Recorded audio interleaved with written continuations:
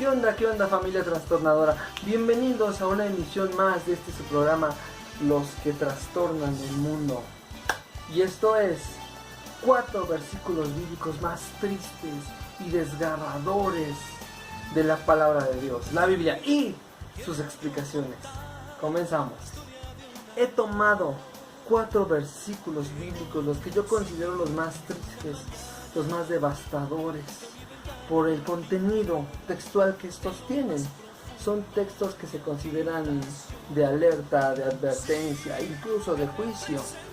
Y voy a tratar los vamos a leer, voy a tratar de explicarlos hermenéuticamente y exegéticamente, y todo esto para una mejor comprensión de los textos en sí, y para evitar malas interpretaciones, para entender lo que realmente el Señor quiere que entendamos a través de estos textos. No vamos a sacar absolutamente nada de contexto. Vamos a leer, por eso vamos a estudiar hermenéuticamente y exegéticamente cada uno de estos versículos. Número 1, Mateo 24:12. Vamos a leer lo que nos dice Mateo 24:12.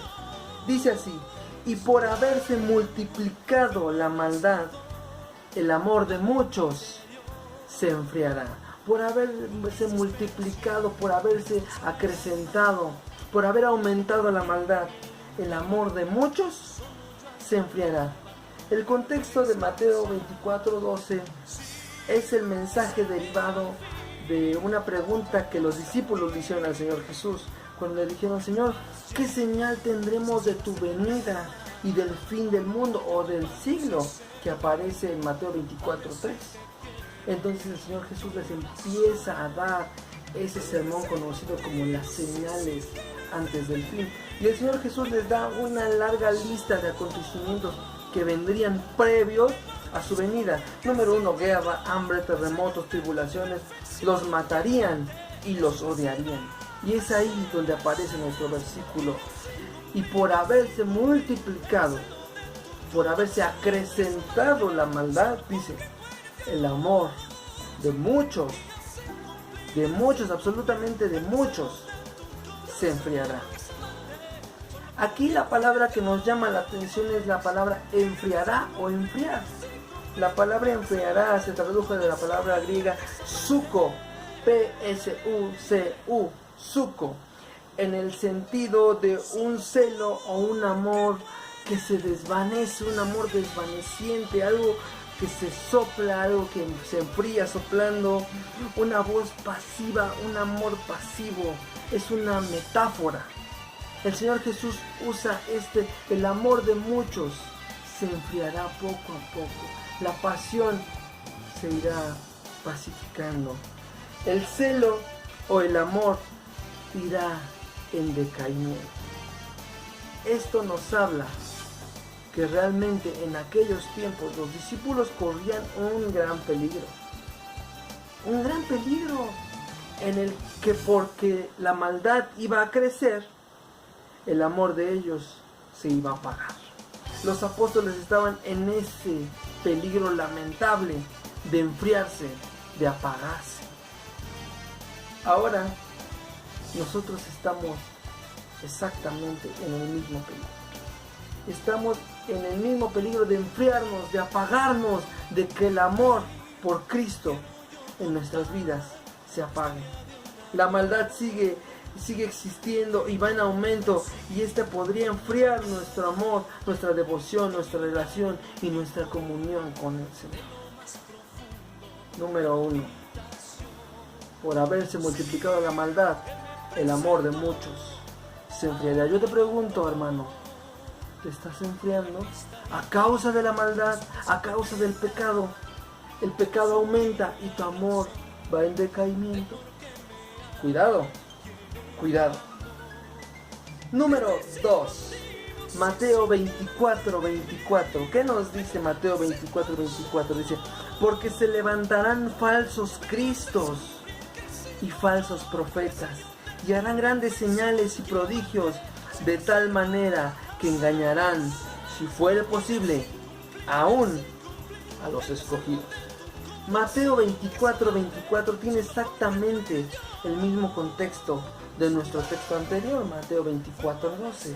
Igual, el mismo sermón de las señales antes del fin.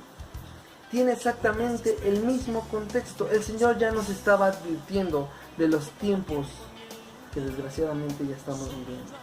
Ya estamos empezando a vivir estos tiempos en que se van a levantar falsos cristos. Pero en primer lugar, el título o la palabra Cristo que aparece en el versículo significa ungido, lleno de la gracia.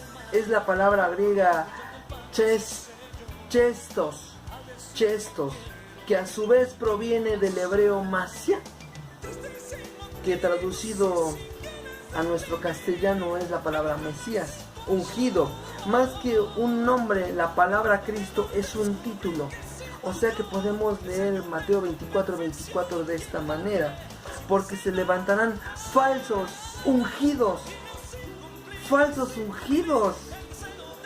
Falsos ungidos, fíjate, dice, y falsos profetas. Y sigue diciendo, y harán grandes señales y prodigios. Fíjate cómo está haciendo mención el Señor Jesús de milagros poderosos, de señales gigantescas, señales y prodigios como estos. Quiero decirte algo, esto lo he visto, este milagro lo he visto en muchos lugares. Ponte la mano allá. ¿Qué fue lo que se le reventó a él? Ligamento. El ligamento. Yo voy a orar por el ligamento. Padre, en el nombre de Jesús, ponte la mano ahí. Padre, en el nombre de Jesucristo, yo oro por mi hermano Falcao, donde quiera que esté, Señor, que tu nombre sea exaltado en el 2014, a través de sus goles, a través de lo que haga.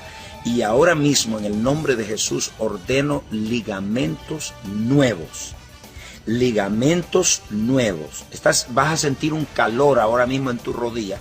Siento que algo está fluyendo ahora mismo en tu rodilla. Un ligamento nuevo. Padre, todo lo que fue dañado en su rodilla es totalmente restaurado en este instante. 1, 2, 3, sano.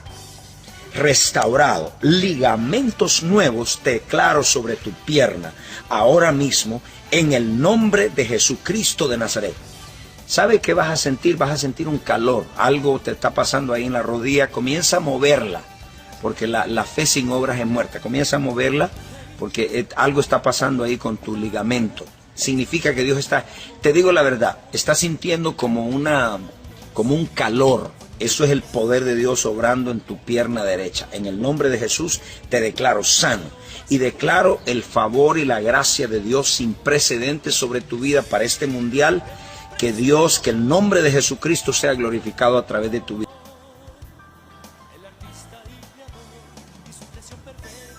Sí, como esos milagros. Y por causa de estos milagros, nos dice el texto, dice, y harán grandes señales y prodigios. Ya vimos milagros. Dice, y engañarán, fraudearán, se llevarán al baile, como decimos en México, si fuere posible, aún a los esclavos. Es una terrible advertencia. Una vez más el Señor nos muestra que de no estar bien fundamentados en Él, corremos un gran peligro. ¿Y cuál es ese gran peligro? El ser engañados, el ser fraudados, en que nos tomen el pelo, en que nos engañen. Es triste realmente cómo ven ese tipo de espectáculos, cómo ven esos milagreros y piensan que el Señor está haciendo los milagros, cuando aquí la Biblia, el Señor Jesús hablando nos dijo, vendrán falsos ungidos. Y pongan atención, casi siempre cuando hablan estas personas dicen, cuando habla el ungido, cuando habla el apóstol, dice la Biblia que son falsos Cristo, falsos ungidos. Obviamente no todos, no voy a generalizar, no los conozco, pero dice por ahí un buen dicho que lo que se ve no se juzga, pero no voy a meterme en problemas con los demás. Simplemente yo estoy diciendo lo que dice la Biblia. Vendrán falsos Cristos y harán señales y prodigios como los que hoy vemos. Yo te pregunto, ¿será que estas ya son las señales antes del fin? Buena pregunta, ¿no? Número 3. El versículo que está en el número 3 es Juan 6:66. Vamos a leerlo. ¿Qué nos dice Juan 6:66? Dice: desde entonces muchos de sus discípulos volvieron atrás y ya no andaban con él. Desde entonces muchos de sus discípulos volvieron atrás y ya no andaban con él. Realmente triste, ¿no? El contexto de este versículo es la alimentación de los 5,000. Todos conocemos esta historia. El Señor Jesús tiene misericordia de la gente, multiplica 2 panes y 2 peces que tenía un pequeño, y se recogen 12 cestas llenas de puras obras. Entonces al otro día muy de mañana buscaron al Señor Jesús, pero resulta que ya se había ido a Capernaum. Y entonces la gente, movida por el hambre, fueron a buscar a Jesús. Y entonces cuando lo encuentran en la sinagoga de Capernaum, Jesús empieza a darles ese sermón que hoy conocemos como Jesús, el pan de vida, que aparece en Juan 6:25. Y entonces Jesús les dice: ustedes me buscan, dice, porque yo les di de comer. Ustedes me buscan porque les di de comer, no me buscan porque ven las señales, porque ven los prodigios, no. Ustedes me buscan porque les di de comer. Y entonces les dice: ustedes pueden comer de lo que yo les doy, pero si no comen mi cuerpo, si no comen mi carne, si no beben mi sangre, dice, volverán a tener hambre. Y el que me come mi carne y bebe mi sangre no tendrá hambre jamás. Y esto para los judíos era una aberración. ¿Cómo comer la carne de un hombre? ¿Cómo beber la sangre de un hombre? No entendían que el Señor estaba haciendo alusión a su sacrificio en la cruz. No lo entendían, y aún hoy no lo entienden. Ahora, y entonces ahí donde viene este versículo, cuando sus discípulos le dicen: ay, dura es esta palabra, ¿quién podrá soportarla? Sus mismos discípulos no estaban seguros, no les cabía en la cabeza lo que Jesús les estaba diciendo. Y a raíz de este mensaje, a raíz de esta palabra tan fuerte, entonces viene nuestro versículo. Desde entonces, fíjense, muchos de sus, ¿qué dice?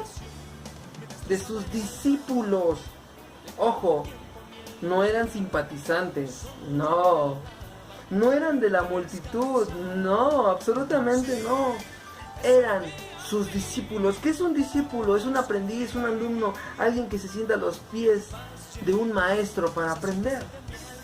Eran sus discípulos, hombres y mujeres que recibían la palabra de Jesús de manera constante.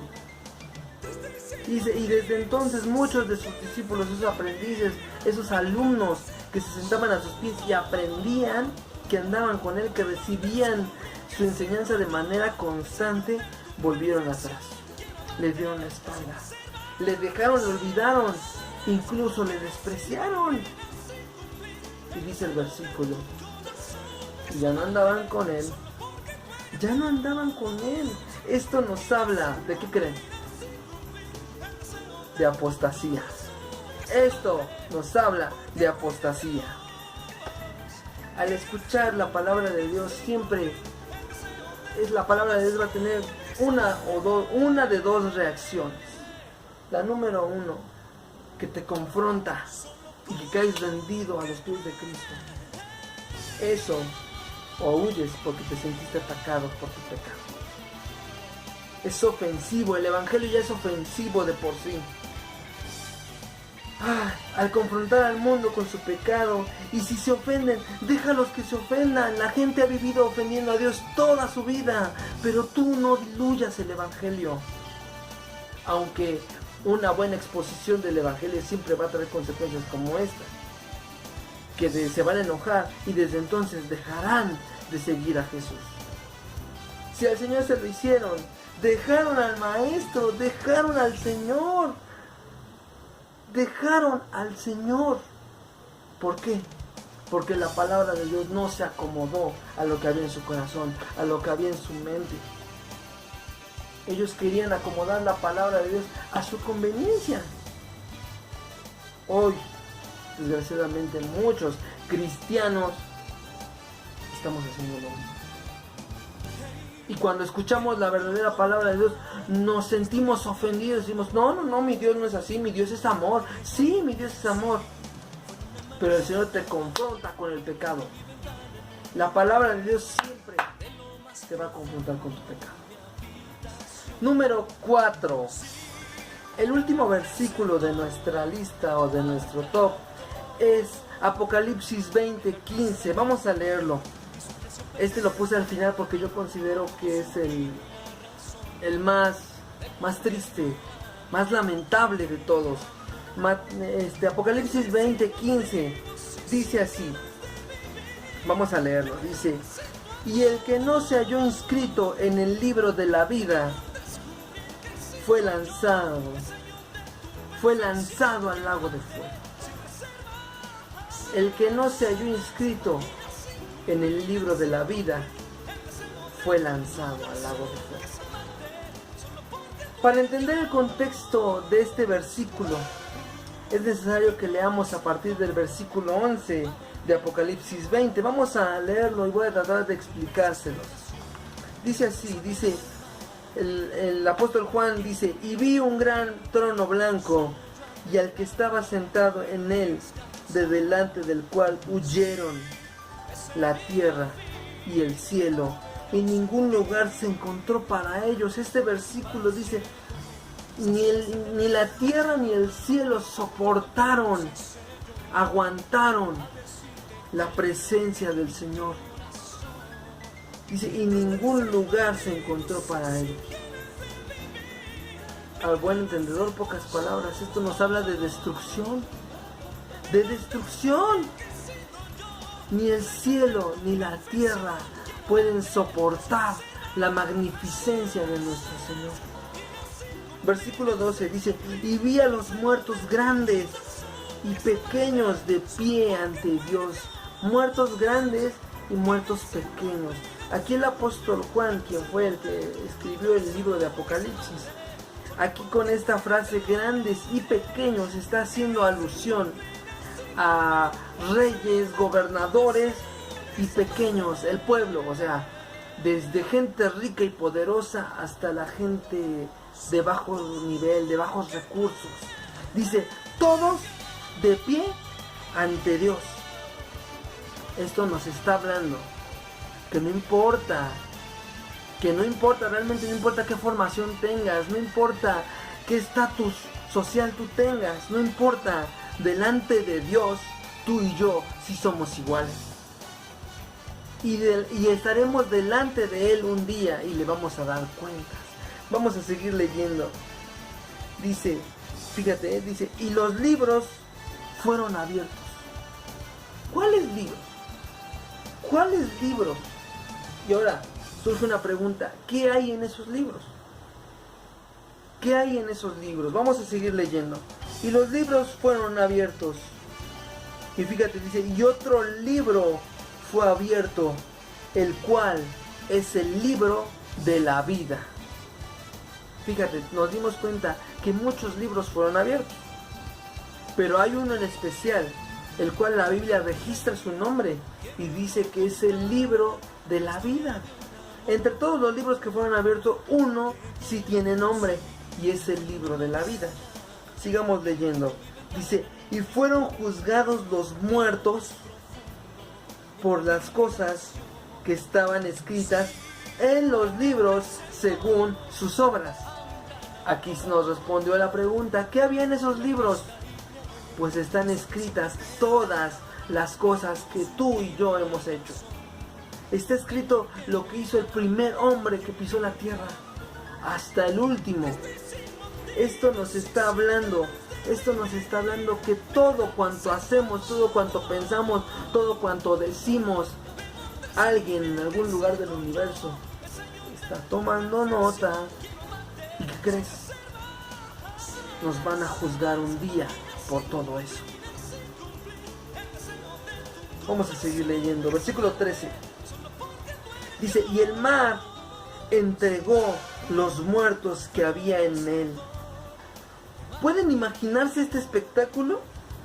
Y el mar entregó los muertos que había en él, Y la muerte y el Hades entregaron los muertos que había en ellos y fueron juzgados cada uno según sus obras. Cada uno personalmente seremos juzgados por nuestro Dios. Todos los hombres que alguna vez han vivido, que alguna vez vivieron, que están viviendo y que van a vivir, seremos juzgados. Seremos juzgados ante Dios. Absolutamente todos. Versículo 14. Dice: y la muerte y el Hades fueron lanzados al lago de fuego. Esta es la muerte segunda o permanente. Y es ahí donde aparece nuestro versículo. Y el que no se halló inscrito en el libro de la vida fue lanzado, fue arrojado, fue tirado al lago de fuego. Entendimos que sacaron primero varios libros y en esos libros están escritas todas nuestras obras, absolutamente todas nuestras obras. Y ahí todos vamos a estar inscritos en esos libros porque están todas nuestras obras. Sin embargo, si nuestros nombres no están inscritos en el libro de la vida, vamos a ser echados al lago de fuego. Dice: y el que no se halló inscrito en el libro de la vida fue lanzado al lago de fuego. Si no está tu nombre, si no está mi nombre en el libro de la vida, ¿cuál podrá ser nuestro destino? ¿Cuál podrá ser nuestro destino? Romanos 6:23 declara: porque la paga, el salario, la remuneración del pecado, dice, es la muerte. Todos hemos pecado, todos merecemos ese pago que es la muerte. Y el versículo dice: mas la dádiva, el regalo, el obsequio de Dios, dice, es vida eterna. Y nos dice en quién: en Cristo Jesús. Este es el Evangelio. Todos estamos condenados a una muerte segunda. Sin embargo, la dádiva de Dios es vida eterna en Cristo Jesús. No hay más, no hay otro evangelio, no hay otro profeta, no hay nadie, dice la Biblia, porque no hay otro mediador entre Dios y los hombres más que Jesucristo, hombre. Este es el evangelio.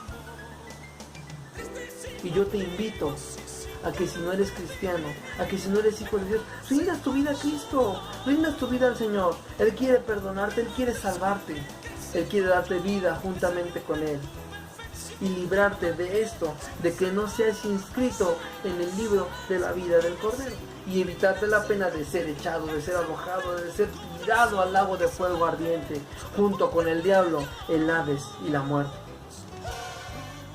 Espero que haya quedado claro. Espero que haya quedado claro. Y por favor, si recuerdas algún otro versículo que tú consideras así medio triste, medio gacho por su contenido, pues entonces apúntalo en la caja de comentarios. A lo mejor hago una segunda parte de este video. Ojalá haya sido de bendición para tu vida. Y comparte este video, suscríbete al canal si no lo estás. Y sigamos trastornando el mundo, porque a eso hemos sido llamados. Bendiciones a todos.